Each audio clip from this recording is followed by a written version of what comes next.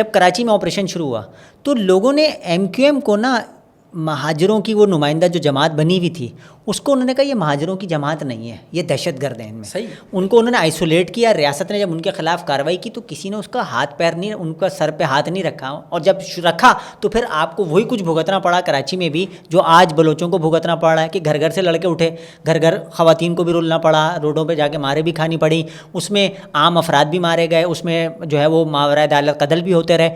یہی سیم صورتحال آپ کو خیبر پختونخوا میں بھی بھگتنے کو پڑی. سیم یہی صورتحال آپ کو طالبان اور پنجابی طالبان کی صورت میں پنجاب میں بھی بھگتنے کو پڑی.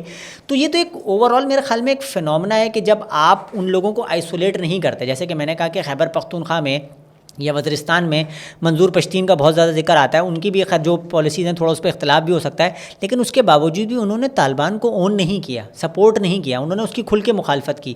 بلوچوں کے بارے میں جب بھی کوئی بات آ رہی ہے نکل کے، تو یہ جو میں آپ سے بھی پھر کہہ رہا ہوں کہ جو بار بار سرفراز بگٹی کا یہ بیان بڑا تشویشناک ہے کہ وہ یہ بار بار جو یہ سوال اٹھ رہا ہے کہ مطلب دوست دشمن کی پہچان ختم ہو رہی ہے. تو اس کا مطلب یہی ہے نا کہ بلوچ اس ساری چیز کو اون کر رہے ہیں، وہ اس کو ریجیکٹ کرنے کے لیے تیار نہیں ہے. یعنی کہ کہیں نہ کہیں ان کے لاشعور میں بھی یا ان کے دماغ میں یہ خیال موجود ہے کہ یار آزادی ملنی ہے، آزادی ملے گی.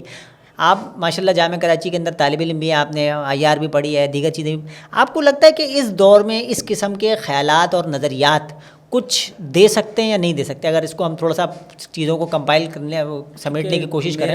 میرا بنیادی جو دائرہ ہے وہ اسی ریجن کے اوپر برصغیر کے حوالے سے ہم نے بہت کچھ پڑھا ہے، کورسز کے حوالے سے ہم نے دیکھا ہے کہ جو سپریشن ہمارے یہاں پہ ہوئی 1947 میں اس نے کیا دیا. مطلب بطور مسلم ریاست کے نام پہ ہم نے جو ٹو نیشن تھیوری کا ایک چورن بنایا، اسے بعد میں بھیجا، اس کا نقصان کتنا ہمیں ہوا اور ہندوستان میں رہنے والے مسلمانوں کو کتنا ہوا. صحیح ہے. کراچی میں ہمارے ایک ایڈوکیٹ دوست ہیں، ان بقول ان کے کہ اس وقت کراچی میں 40 لاکھ بلوچ رہتے ہیں. اچھا 40 لاکھ بلوچ کراچی میں رہتے ہیں اور سندھ کے دوسرے شہروں میں بڑی تعداد میں بلوچ آباد ہیں. صحیح ہے. آپ بلوچستان جب آزاد کریں گے، فار ایگزامپل آزاد کریں گے تو ان بلوچوں کا کیا ہوگا؟ آپ ان کو بے یار و مددگار چھوڑیں گے، جس طریقے سے ہم نے وہاں پہ جو کچھ کیا، وہاں کے مسلمانوں کو تنہا چھوڑا. صحیح ہے. ایک بہت بڑی آبادی ہم نے مسلمانوں کی ہندوستان میں، کیونکہ وہ پہلے ہوئے تھے دوسرے شہروں میں، جو پاکستان کی صورت میں ہمیں یہ ملک ملا، اس میں ہم کتنے مسلمانوں کو ہم نے یکجا کیا، اور اس کے ساتھ جو سپریشن ہوا اس میں کتنی بڑی کاسٹ ہمیں دینی پڑی، جو وہاں پہ کتنے لاکھوں کی تعداد میں لوگ شہید ہوئے. یہ کاسٹ تھا جو ہم نے ملک بنانے کا دیا. اور بعد میں بنگلہ دیش بنا، اور بنگلہ دیش نے یہ سپریشنز کہیں پر بھی ہم نے دیکھا، کہیں پر کچھ لوگ شاید اس سے مجھ سے اختلاف کرتے ہوں، لیکن ہم کیونکہ آپ نے جیسے کہ پہلے بھی بات کی، کمیونزم مارکسسٹ کے یہاں پہ سرحدوں کی سیمائیں نہیں ہوتی، وہاں پہ سارے جہاں میں مزدور درد مند، ان کے یہاں پہ ایک نعرہ ہے نا، محنت کش جگ والوں سے جب اپنا حصہ مانگیں گے، ایک کھیت نہیں ایک باغ نہیں ساری دنیا مانگیں گے. تو میری جو خوشحالی کی ڈیفینیشن ہوگی، میں ہوں چاہوں گا تو کراچی میں بلوچوں کو بھی ملے نا. ہاں بالکل ایسی. وہ ملیر میں بھی ملے، وہ سندھ کے دوسرے اضلاع میں بلوچ آباد ہیں ان کو بھی ملے، اور بلوچستان میں بلوچ آباد ہیں ان کو بھی ملے نا. بالکل ایسی. تو میں تو اس چیز کی حمایت نہیں کروں گا ایٹ لیسٹ ایک طالب علم کی حیثیت سے کہ بلوچستان کو آپ ایک الگ ملک بنا دیں.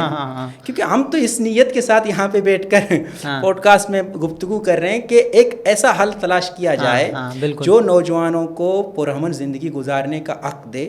ہر بلوچ کو اس کی فطری موت مرنے کا حق ملنا چاہیے. ہر بلوچ کو سیاست میں پارٹیسپیٹ کرنے کا حق ملنا چاہیے. آپ مجھ سے یہ سوال کر سکتے ہیں کہ یہ کیا نہیں مل رہا ہے، تو میرا جواب ہوگا نہیں مل رہا. صحیح ہے.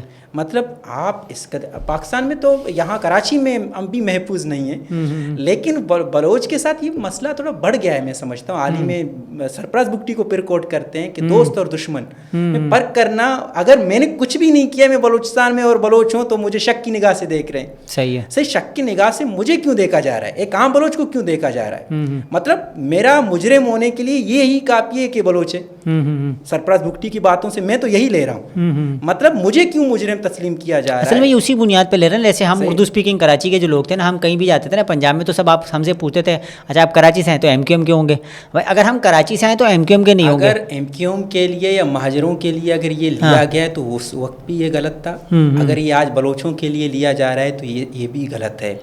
और दूसरी बात ये लेते हैं कि भाई आपके बहुत करीबी थे नवाब अकबर खान बुगटी, बहुत करीबी थे ये कि जब अकालात में ये डिस्कशन की गई तो उसमें बुगटी साहब तो पाकिस्तान के हक में थे, हमेशा हक में रहे हैं, बिल्कुल ऐसी हक में रहे थे। उनका तो यही मौक़िफ़ था कि हम पाकिस्तान के साथ जाना चाहिए, बिल्कुल ऐसी। मतलब एक ऐसे शख्स को बाद में आपने शहीद किया। ये नया जो वेब आया ये तो नवाब अकबर खान बुगटी की शहादत के बाद इस तरीके से ये लोगों ने गम व गुस्से का इजहार किया, जो हमने नतीजा हमने देखा कितने जाने बलोचों ने गवा दी, किस तरीके से हम एक बहुत बड़े ऑपरेशन के साथ हमें गुजरना पड़ा।